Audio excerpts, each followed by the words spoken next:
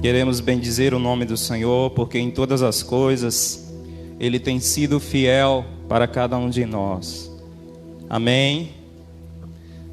Podemos dizer Ebenezer, até que nos ajudou o Senhor, e por isso nós estamos alegres. Glória ao Senhor, porque a alegria do Senhor é a nossa força.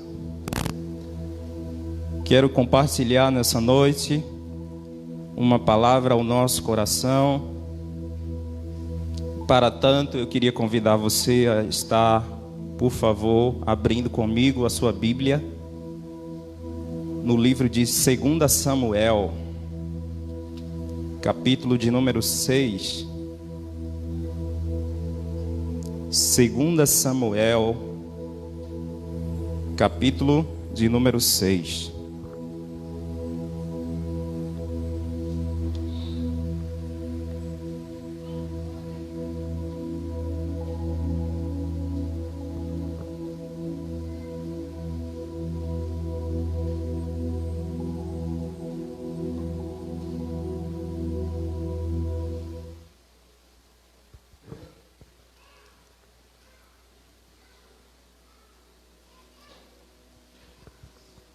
Quem já está comigo vai glorificando aí o Senhor.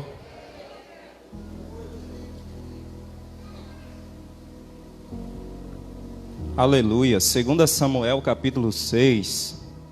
Se tiver algum visitante aí perto de você, você puder compartilhar a sua palavra com ele. A partir do versículo 1, diz assim a palavra do Senhor. Mais uma vez, Davi reuniu todos os escolhidos de Israel, em número de 30.000. Davi se levantou e com todo o povo que tinha consigo, partiu para Balá de Judá, para de lá trazer a arca de Deus, diante da qual se invoca o nome do Senhor dos Exércitos, que se assenta acima dos querubins. Puseram a arca de Deus numa carroça nova e a levaram da casa de Abinadab, que ficava numa colina. Uzá e Aiô, filhos de Abinadab, conduziam aquela carroça. Levaram a carroça com a arca de Deus da casa de Abinadab, que ficava na colina. E Aiô ia diante da arca. Davi e toda a casa de Israel se alegravam diante do Senhor, com todo tipo de instrumentos de madeira, de faia, com harpas, liras, tamborins, pandeiros e símbolos. Quando chegaram à eira de Nacon, Uzá estendeu a mão para segurar a arca de Deus, porque os bois tropeçaram. Então a ira do Senhor se acendeu contra Uzá, e Deus o feriu ali por esta irreverência. E Uzá morreu ali ao lado da arca de Deus. Davi ficou irado, porque o Senhor havia irrompido contra Uzá, e chamou aquele lugar de Pérez Uzá até o dia de hoje. Naquele dia, Davi teve medo do Senhor e disse: como poderei levar comigo a arca do Senhor? Davi não quis levar a arca do Senhor para junto de si na cidade de Davi, mas fez com que fosse levada para a casa de Obed-edom, o geteu.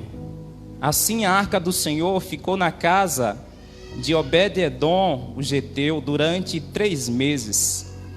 E o Senhor o abençoou e toda a sua casa. Avisaram ao rei Davi dizendo: o Senhor abençoou a casa de Obed-edom e tudo que ele tem por causa da arca de Deus. Então Davi foi e com alegria trouxe a arca de Deus da casa de Obed-edom à cidade de Davi. Quando os que levavam a arca do Senhor tinham dado 6 passos, Davi sacrificava um boi e um animal gordo. Davi dançava com todas as forças diante do Senhor. Ele estava cingido de uma estola sacerdotal de linho. Assim Davi, com todo Israel, levou a arca do Senhor com júbilo e ao som de trombetas. Quando a arca do Senhor estava entrando na cidade de Davi, Mical, filha de Saul, olhou pela janela. E ao ver o rei Davi, que ia saltando e dançando diante do Senhor, ela o desprezou em seu coração. Levaram a arca do Senhor e a puseram no seu lugar, no meio da tenda que Davi tinha preparado para ela. Então Davi trouxe holocaustos e ofertas pacíficas diante do Senhor. Depois de trazer os holocaustos e as ofertas pacíficas, Davi abençoou o povo em nome do Senhor dos Exércitos, e repartiu a todo o povo e a toda a multidão de Israel, tanto homens como mulheres, a cada um bolo de pão, um bom pedaço de carne e passas. Então todo o povo se retirou, cada um para a sua casa. Quando Davi regressou para abençoar sua casa, Mical, filha de Saul, saiu ao seu encontro e lhe disse: que bela figura fez o rei de Israel no dia de hoje, descobrindo-se diante das servas de seus servos, como se descobre um sem vergonha qualquer. Mas Davi disse a Mical: eu fiz isso diante do Senhor, que me escolheu em lugar de seu pai e de toda a casa dele, ordenando que eu fosse príncipe sobre o povo do Senhor, sobre Israel. Foi diante do Senhor que me alegrei, e me farei ainda mais desprezível, e me humilharei aos meus próprios olhos. Quanto às servas que você falou, serei honrado por elas. Mical, filha de Saul, não teve filhos até o dia da sua morte. Pai poderoso, aqui está a tua palavra, Senhor. Ajuda-nos a compreendê-la nessa noite. Fala conosco, Senhor, mesmo aquilo que nós não queremos ouvir. Deus, a tua palavra que é viva, poderosa e eficaz, que nos refrigera, Senhor, que nos transforma, que nos alegra, mas também que nos confronta, Deus, está diante do teu povo, diante da tua igreja, Senhor. Ajuda-nos, Pai, a tirar o ensinamento que o Senhor quer para cada um de nós nessa noite. Nós te agradecemos desde já, em nome de Jesus. Amém? Glória a Deus. Queridos, eu quero falar um pouco nessa noite, refletir com vocês a respeito desse texto com o tema: não abro mão da presença. Aleluia. Você pode dizer aí para alguém que está perto de você: não abro mão da presença. Pode ser melhor, irmãos.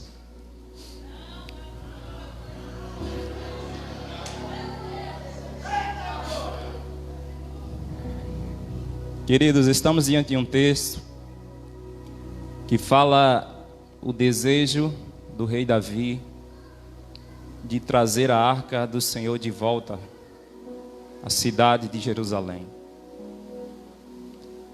Essa arca havia sido roubada pelos filisteus num campo de batalha.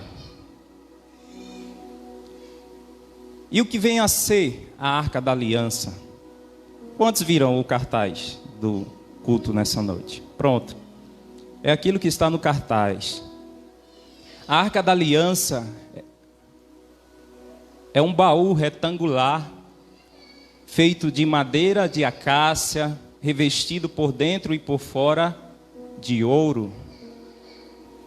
Ela media aproximadamente 1,10 m de largura por 66 centímetros de altura. Essa arca, ela tinha uma tampa sobre ela, que era chamada por um nome especial de propiciatório. E nessa tampa, sobre essa tampa, tinham ali 2 querubins, com as suas asas voltadas um para o outro, com as suas cabeças curvadas, demonstrando reverência. Diante desse propiciatório, o sacerdote deveria fazer o sacrifício de expiação. Ele aspergia o sangue, ele entrava uma vez por ano ali no Santo dos Santos, no lugar santíssimo, que ficava dentro da segunda parte do tabernáculo. E o tabernáculo era uma tenda, uma espécie de tenda formado de cortinas. Então, queridos, nós estamos falando aqui de um tempo onde não existia templo físico. Estamos falando de um tempo aqui onde não existiam as sinagogas. Estamos falando de um tempo onde o Espírito Santo ainda não tinha descido. O tabernáculo naquela época era um lugar de referência do culto. Ele foi feito para que ele fosse desmontado e pudesse ser transportado para outro lugar durante o tempo em que o povo esteve peregrinando pelo deserto.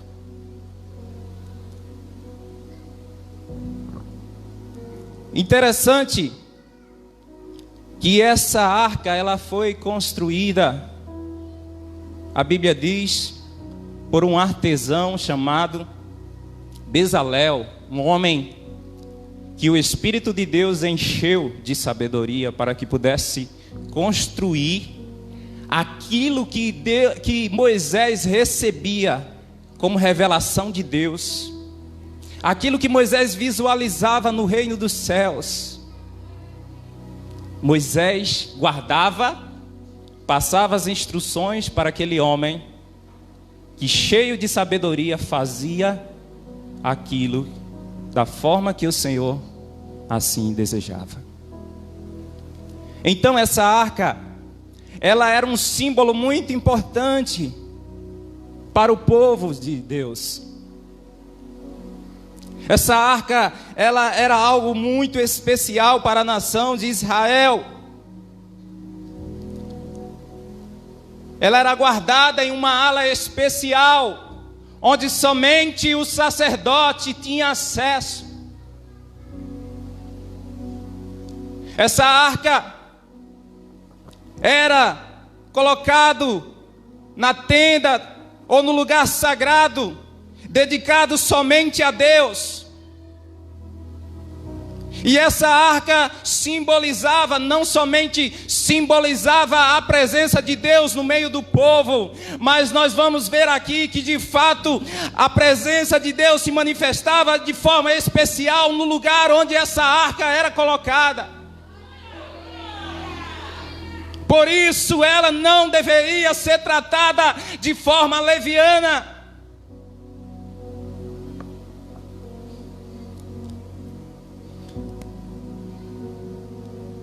E o que existia dentro dessa arca? Hebreus capítulo 9, versículo 4 vai dizer que dentro dessa arca existiam 3 objetos. Existiam ali as tábuas da lei dadas a Moisés, representando a lei de Deus, a aliança de Deus com o seu povo. Então a presença de Deus em nós representa a nossa aliança com Deus. Dentro dessa arca também existia uma porção do maná. Na Bíblia nós sabemos que o maná representava a provisão de Deus ao seu povo. A presença de Deus em nós, ela nos garante a provisão de Deus. E dentro dessa arca existia a vara de Arão que floresceu e produziu amêndoas, simbolizando o milagre e o poder de Deus. A presença de Deus em nós simboliza os milagres e o poder dele que se move sobre nós. Percebam o quanto esse objeto simboliza. O propiciatório, a tampa que estava sobre a arca, simbolizava o trono de Deus. O trono de Deus. Deus estava acima dos querubins. E os querubins, em uma posição de reverência, não ousavam levantar as suas cabeças para olhar para o Todo-Poderoso. E a presença de Deus era marcante sobre a tenda da congregação. A Bíblia diz que durante o dia era uma coluna de nuvem, e durante a noite era uma coluna de fogo. E essa coluna seguia o tabernáculo, aonde estava a arca da aliança, simbolizando a presença de Deus no meio do povo. A crença de que esse objeto simbolizava tanto a presença de Deus fez com que os hebreus se sentissem tentados a levarem a arca para o campo de batalha. A Bíblia vai dizer que em certa ocasião, durante uma batalha contra os filisteus, os filhos do sacerdote Eli, Ofni e Finéias, ousaram entrar no Santo do Santo, tirar a arca do seu lugar e levar essa arca para um campo de batalha. Porque eles achavam que a presença de Deus, indo à frente deles, no campo de batalha, era vitória garantida. Mas sabe o que aconteceu? A arca não surtiu efeito. Sabe por quê? Porque eles fizeram algo muito terrível. Não estava autorizado a eles tirarem a arca do lugar santíssimo para levar para um campo de batalha. Eles não tinham esse direito. E sabe o que foi que aconteceu?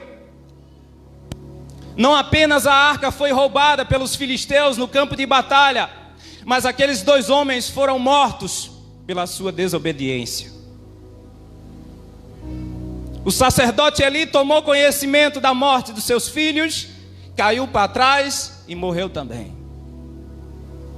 A esposa de Finéias estava grávida, morreu também e deu à luz a um filho, o qual foi posto o nome de Icabô, que significava foi-se a glória de Deus. Esse incidente, queridos, ilustra o declínio espiritual de Israel.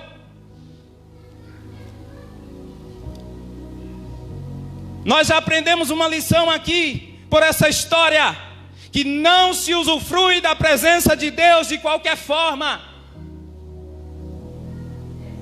Não se usufrui da presença de Deus de qualquer forma. O povo ficou muito triste e lamentava o ocorrido, pois a arca de Deus era sinônimo de alegria, era sinônimo da presença direcionadora de Deus, e ela não se encontrava mais no tabernáculo. Mas depois de muito tempo, um menino, por assim dizer, levantado por Deus detrás das malhadas, um garotinho ruivo que apacentava ovelhas, desprezado pela sua família, o menor da casa, foi levantado por Deus, foi ungido por Samuel como rei sobre Israel.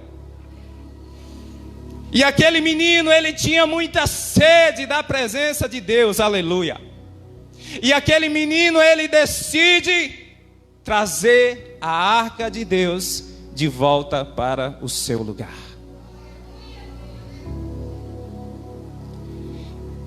Inúmeros salmos de Davi ilustram o seu desejo, o seu anelo pela presença de Deus. Mas eu quero destacar nessa noite o Salmo 27, versículo 4, onde ele diz: uma coisa peço ao Senhor, e a buscarei, que eu possa habitar na sua casa todos os dias da minha vida, para contemplar a beleza do Senhor e meditar no seu templo. Aleluia. Davi era um homem apaixonado pela presença de Deus. Não é à toa que ele ficou conhecido como um homem segundo o coração de Deus. E logo que Davi assume o trono de Israel como rei, Davi decide buscar a arca do Senhor, que já estava há mais de 20 anos fora do seu lugar. Davi havia se estabelecido como rei, por muitas vezes passou por perigos de morte, agora estava sobre o trono, já tinha feito algumas conquistas, mas faltava algo para aumentar ainda mais a alegria de Davi. Faltava a arca da aliança no meio do povo de Deus. Trazer a arca de volta para Israel refletia o desejo de Davi de relembrar à nação o seu verdadeiro fundamento, que era Deus. Queridos, podemos ter o melhor que essa terra possa oferecer, mas se não tivermos a presença de Deus, não adianta nada. Você estará insatisfeito até o fim dos seus dias.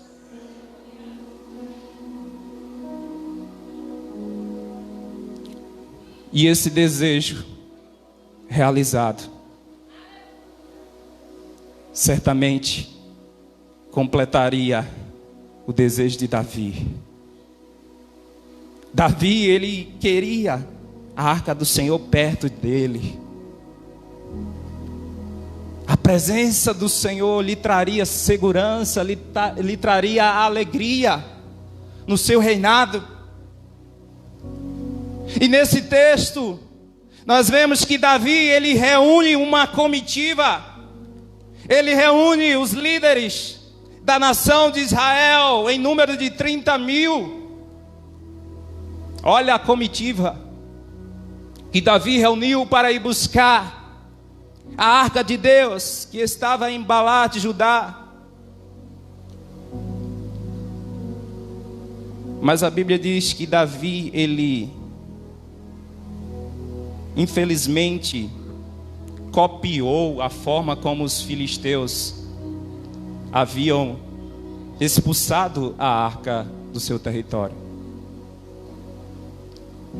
Davi, ele colocou a arca sobre uma carroça nova, uma carroça de bois. E essa carroça foi conduzida por Aiô e Uzá.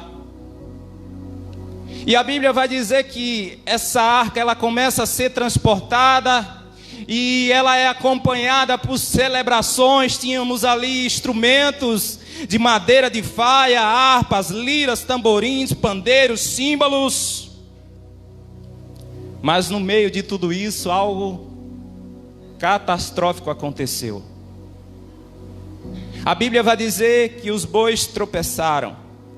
Quando chegaram junto à eira de Nacon, um dos bois tropeça e Uzá de forma irreverente, coloca uma de suas mãos para tentar resgatar a arca, mas ele instantaneamente é fulminado. Em primeiro lugar, queridos, eu quero dizer nessa noite que a presença de Deus, ela não vem de todo jeito. A presença de Deus não vem de todo jeito. Uzá morreu. Mas por que Uzá morreu? Porque ele fez aquilo que não lhe era permitido. Tocou na arca de Deus. O Senhor já havia dado instruções específicas sobre a arca, sobre a sua construção, a forma como ela deveria ser transportada. Mas essas instruções foram ignoradas, principalmente pelo rei Davi. Os levitas eram os únicos responsáveis por transportar a arca de Deus. E na Bíblia não há nenhum registro de que Uzá fosse levita. A arca deveria ser carregada nos ombros de pessoas e não em uma carroça.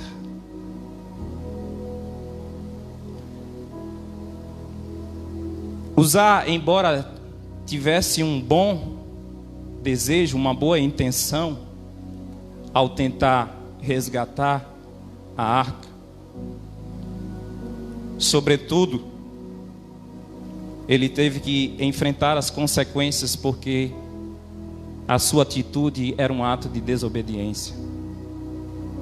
Às vezes a gente faz as coisas com boa intenção, mas diante de Deus a nossa atitude não passa.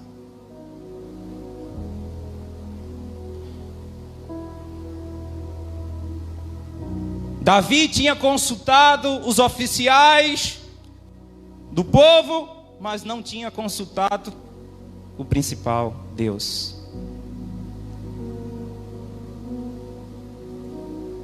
Às vezes precisamos pagar um preço porque consultamos segundas e terceiras opiniões, mas não consultamos a opinião do nosso Deus.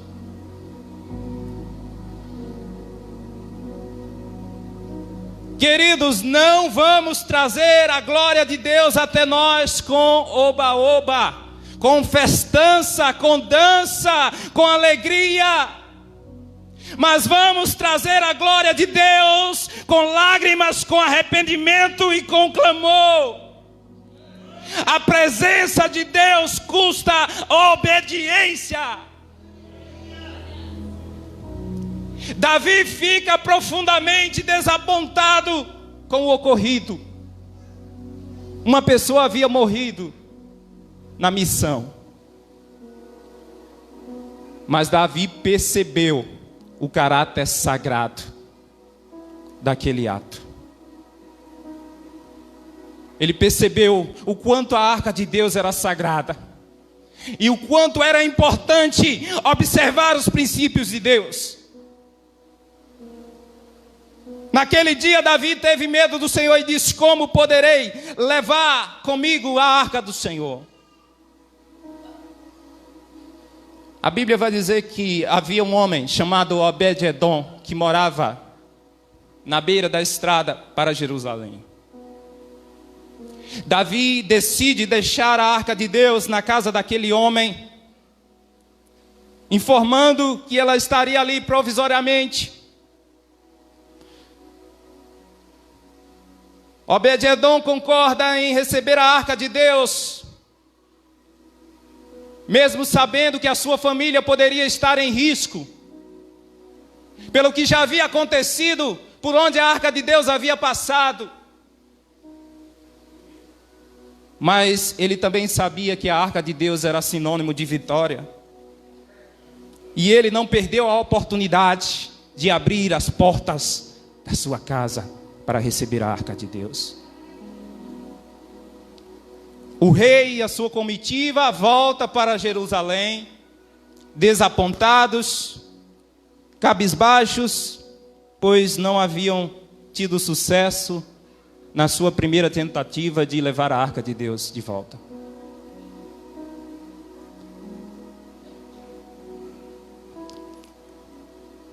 A Bíblia diz que passaram-se 3 meses. Chegou uma boa notícia aos ouvidos de Davi. Começou a se espalhar no meio do povo de Israel, aleluia, que a casa de Obed-edom estava sendo abençoada pela arca de Deus. O fato de Deus ter abençoado a casa de Obed-edom era um sinal para Davi, de trazer novamente a esperança dele tentar novamente conduzir a arca de Deus de volta para Jerusalém. E Davi, animado, feliz com aquela notícia, ele vai para uma segunda tentativa, buscar a arca de Deus na casa de Obed-edom. Mas dessa vez, Davi, ele observa os princípios da palavra. E agora ele toma os devidos cuidados de como deveria ter sido a primeira vez. E a Bíblia diz que Davi reúne novamente a sua comitiva, e agora ele vai novamente até aquele lugar para buscar a arca de Deus.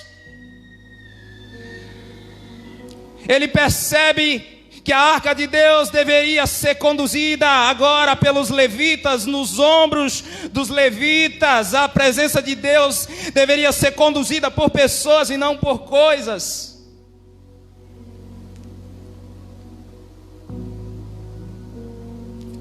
Davi percebe que a obediência às leis de Deus é mais importante do que o nosso entusiasmo.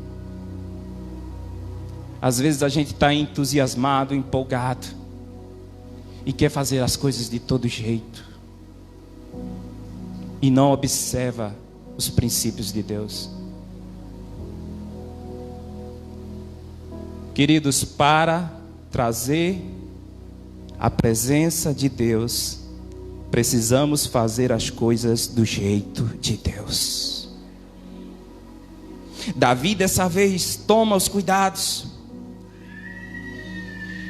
e ele então traz a arca do Senhor com alegria, com satisfação. E a Bíblia é clara em dizer que ao longo do caminho, a cada 6 passos que os levitas davam, Davi sacrificava. Irmãos, eu fui pesquisar, e a distância que eles percorreram foi aproximadamente 16 quilômetros. Faça as contas. Considerando que cada passo tinha 1 metro, a cada 6 metros um sacrifício. E não somente o sacrifício, mas a Bíblia diz que havia celebração. Davi, ele dançava com todas as suas forças. As trombetas tocavam, havia júbilo, havia alegria, por eles estarem dessa vez fazendo a coisa certa, aleluia. Dessa vez Davi fez mais do que o necessário. Agora Davi não apenas fez a coisa do jeito certo, mas agora ele também estava sacrificando, aleluia. A cada 6 passos ele sacrificava. Tem pessoas que não medirão esforços em dar tudo para Deus, para que a presença dele venha até nós. Tem pessoas que estão dispostas a sacrificar tudo neste mundo para ter a presença de Deus na sua vida. Eu espero que você seja um desses. Segunda consideração: a presença de Deus, quando ela é valorizada, ela transforma a realidade. Quando valorizamos a presença de Deus, ela transforma a nossa realidade. Queridos, a Bíblia vai dizer que a arca ela esteve por 7 meses no meio dos filisteus. E sabe o que aconteceu lá? Só aconteceu desgraça. A Bíblia diz que os filisteus começaram a serem afligidos por hemorroidas. Os filisteus ousaram colocar a arca de Deus no templo do deus Dagom. E sabe o que foi que aconteceu? Pagão. E o deus pagão foi humilhado diante do Deus Todo-Poderoso. Então a arca de Deus no meio dos filisteus trouxe juízo de Deus. Esse juízo de Deus fez com que os filisteus colocassem a arca em um carro de bois e mandassem de volta para os hebreus. E assim eles fizeram, se livraram da arca e mandaram ainda presentes junto com a arca. A Bíblia vai dizer que a arca então ela é conduzida no carro de bois. E ela chega ali na terra de Bet-Semes. E naquele lugar, os homens resolveram olhar para dentro da arca. E aconteceu o juízo de Deus. A Bíblia diz que 70 homens foram mortos por essa desobediência.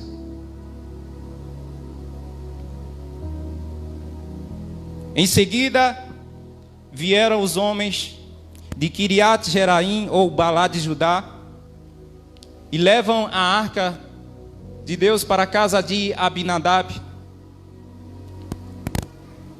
A Bíblia diz que eles consagraram seu filho Eleazar para guardar a arca.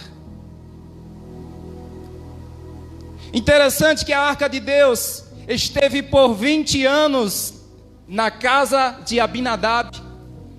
E a Bíblia não narra, não registra nada de sobrenatural acontecendo ali.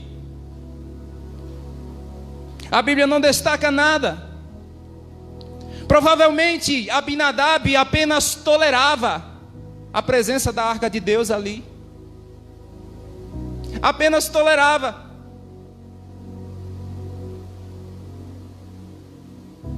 Mas em contraste, na casa de Obed-Edom, a bênção havia chegado de forma rápida e de maneira visível. Em 3 meses que a arca de Deus ficou ali, na casa daquele homem, a Bíblia é clara em dizer que o Senhor o abençoou e a toda a sua casa. Provavelmente Obed-Edom fosse um levita, ou pelo menos ele se tornou um levita. E queridos, eu imagino que o tratamento na casa de Obed-Edom era completamente diferente da casa de Abinadab. A Bíblia não narra o que eu vou dizer aqui, mas eu imagino que Obed-Edom havia colocado aquela arca em um lugar especial, talvez dentro da sua sala, porque aquilo que é bom a gente recebe no lugar melhor. Talvez Obed-Edom cuidava e zelava. Ele tinha temor pela arca de Deus que estava ali. Ele se sentia feliz e vibrante por ver que a presença de Deus estava dentro da sua casa. E a Bíblia diz que o Senhor abençoa aquele homem. Não somente ele, mas a sua família de forma extraordinária. De tal forma que a notícia se espalha. Primeiro chega a presença, depois chega as bênçãos como consequência. Precisamos entender isso. Será que o que não está faltando na tua casa, para mudar a realidade da tua casa, será que não está faltando a presença de Deus ser valorizada lá?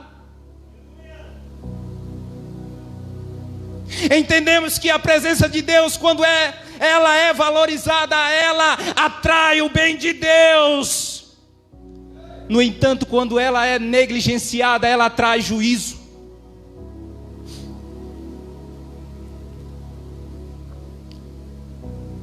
Deus, o Deus que está presente para abençoar, também é o Deus que está presente para sustentar, e também é o Deus que está presente para punir. Porque Deus é justiça, e onde Ele estiver, a justiça dEle se manifestará.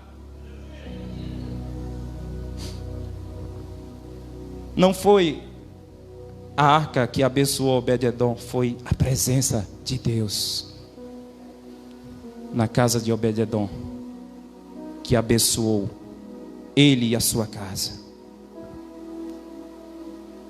Mas a história continua. Davi estava chegando em Jerusalém com a arca de Deus. A Bíblia vai dizer nesse texto que a sua própria esposa começa a criticá-lo. Ela está ali observando, olhando pela janela e vê o seu esposo, o seu rei, dançando como um menino, como uma criança. Já havia se despido das suas vestes reais. E a Bíblia diz que ela despreza o ato do rei em seu coração.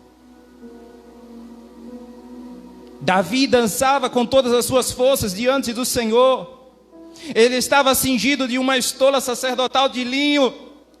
Assim Davi, como todo Israel, levou a arca do Senhor com júbilo ao som de trombetas. Quando a arca do Senhor estava entrando na cidade de Davi, Mical, filha de Saul, olhou pela janela, e ao ver o rei Davi que ia saltando e dançando diante do Senhor, ela desprezou em seu coração.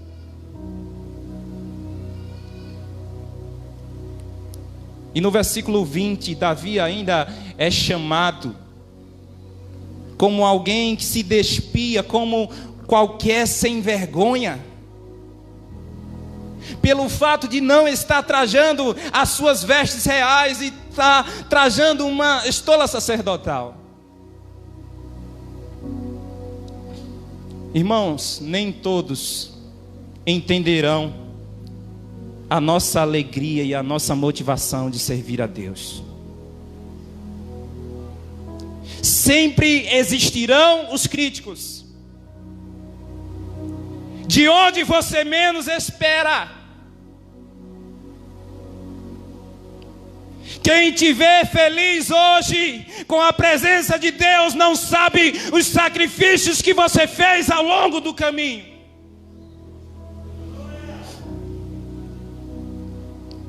Davi de fato havia se despido das suas vestes reais, e ele se despiu, porque acima de tudo, ele estava ali como um adorador.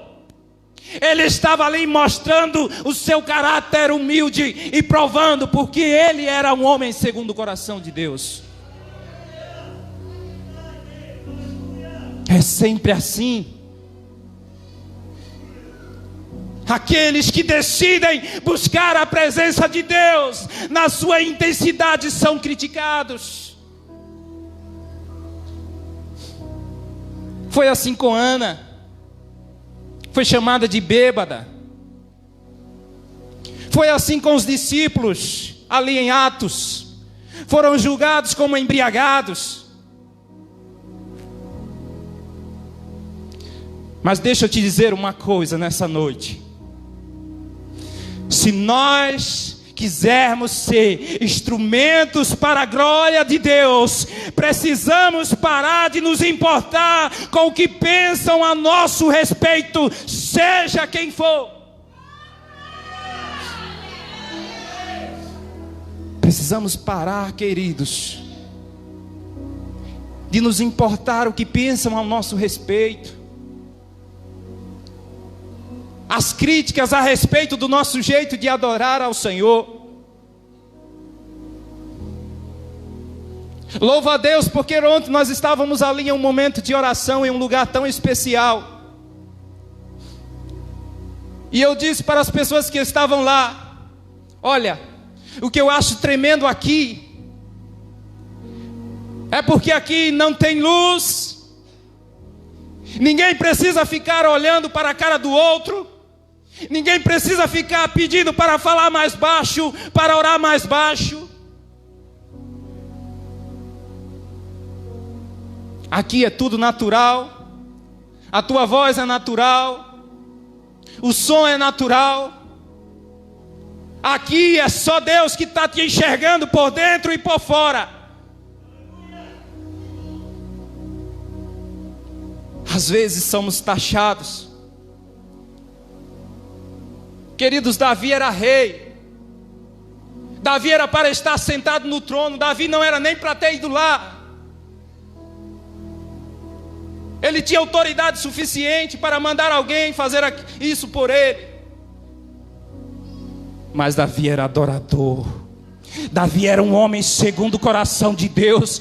Davi queria estar onde o povo estava. Davi queria estar no meio da igreja. Davi queria estar no ajuntamento.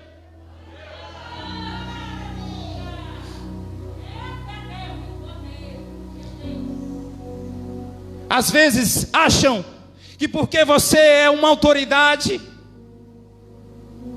porque você é um juiz, porque você é um pastor, só porque você não está com paletó e gravata, só porque você não está com as suas vestes reais, querem criticar a tua postura. E a crítica mais forte veio de onde Davi menos esperava.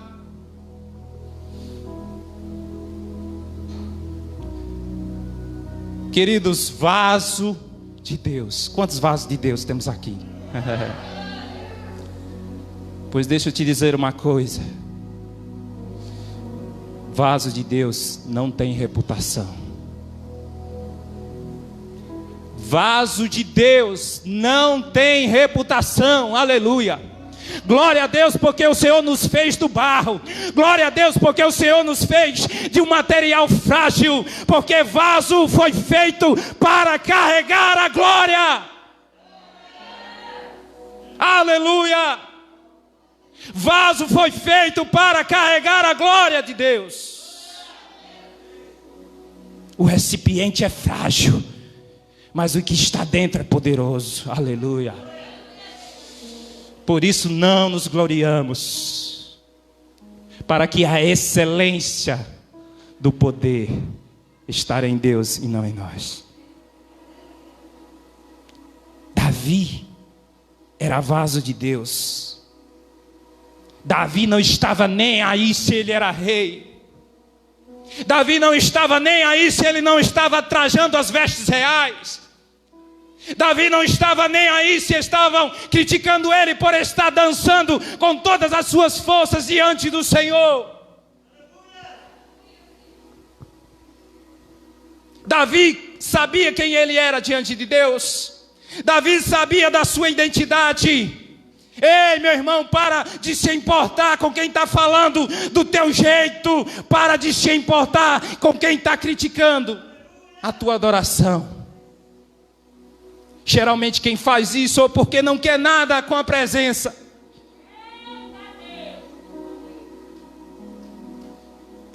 Davi era vaso de Deus.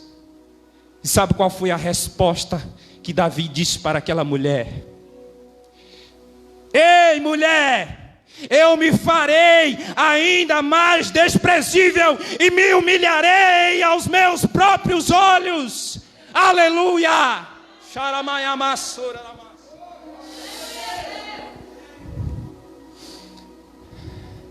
Quem exalta é o Senhor.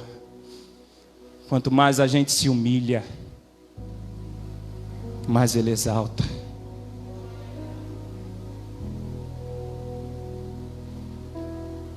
Davi não tinha nenhuma síndrome de soberba, irmãos. Davi sabia quem ele era.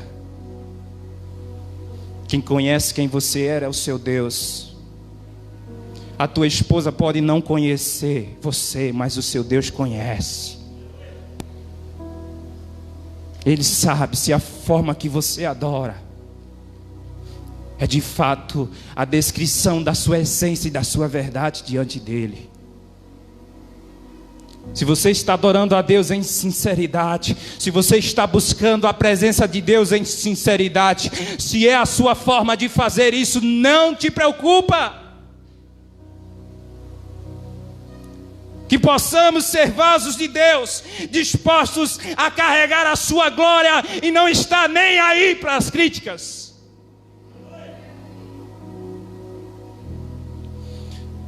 Quem foi impactado pela presença de Deus não consegue mais viver bem longe dela. Foi assim que aconteceu na vida de Obed-Edom. Obed-Edom foi impactado pela presença de Deus. E depois que somos impactados pela presença de Deus, agora não importa mais status, não importa mais o dinheiro que nós temos, não importa mais. A presença é o que importa para nós. E Obed-Edom, ele teve que se mudar para Jerusalém, porque ele não queria ficar longe da arca de Deus. Aleluia.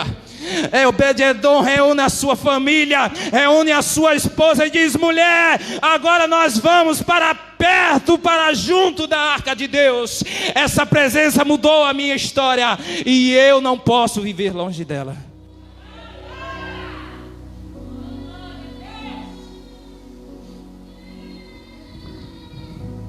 Obed-Edom se torna porteiro do santuário da casa de Deus. Aleluia. Obed-Edom queria pelo menos estar olhando ali pela brechinha para a arca de Deus. A Bíblia vai dizer também que Obed-Edom, ele aprende a tocar harpa e se torna músico na casa de Deus. Aleluia. Aquele homem que para alguns talvez fosse um Zé Ninguém, agora ele pede ao rei para ser um músico, aprendendo a tocar a harpa. Obed-Edom se torna o guardião da arca de Deus. Aleluia. Ele agora está todo o tempo perto daquilo que mudou a sua vida. E Obed-Edom se torna também ministro de adoração. Obed-Edom também se torna tesoureiro do santuário. Só a presença de Deus faz isso, irmãos. Só a presença de Deus faz isso. Só a presença de Deus é capaz de transformar a vida de um ser humano de forma que ele seja contagiado por ela e ele não queira mais estar longe dela.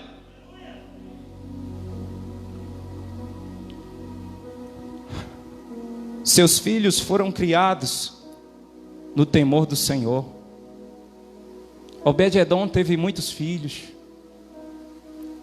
E em cada filho que ele tinha, ele dava um nome em representação à arca, aquilo que a arca simbolizava para ele.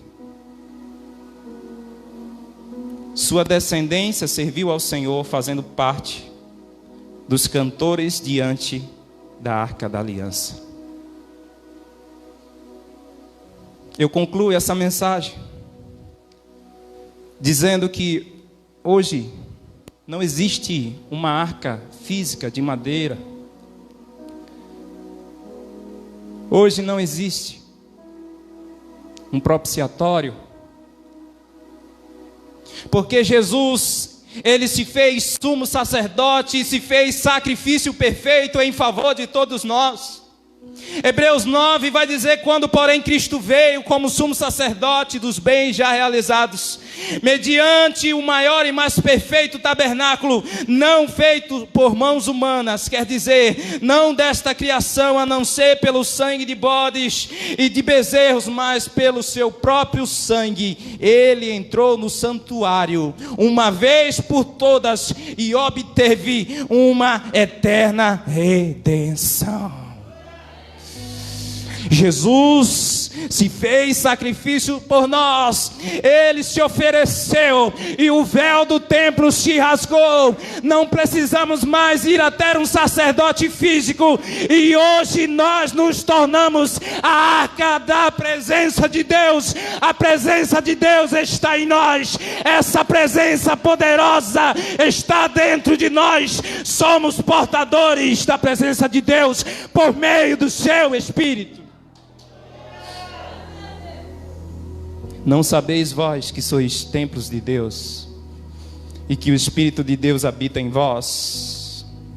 Se alguém destruir o templo de Deus, Deus o destruirá. Porque o templo de Deus sois vós, que sois vós é santo. Deus está conosco porque Ele tem uma aliança conosco.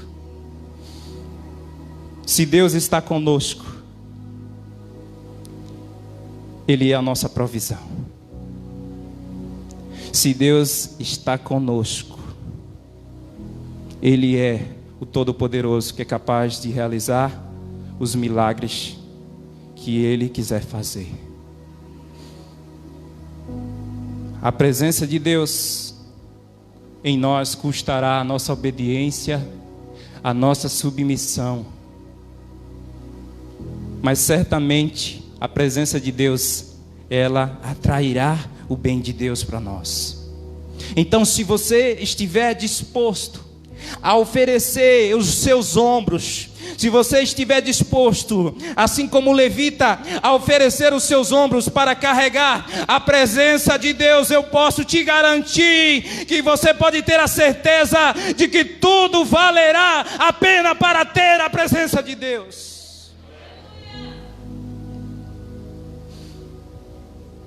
Fique de pé em nome de Jesus. Vamos estar orando.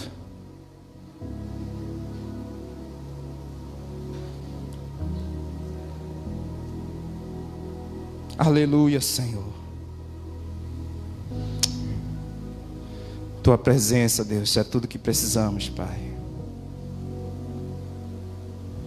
Queremos mais da Tua presença, Senhor. Você pode começar a orar em nome de Jesus. Consagra a tua vida nesta noite. Ah, Deus. Oh, Jesus.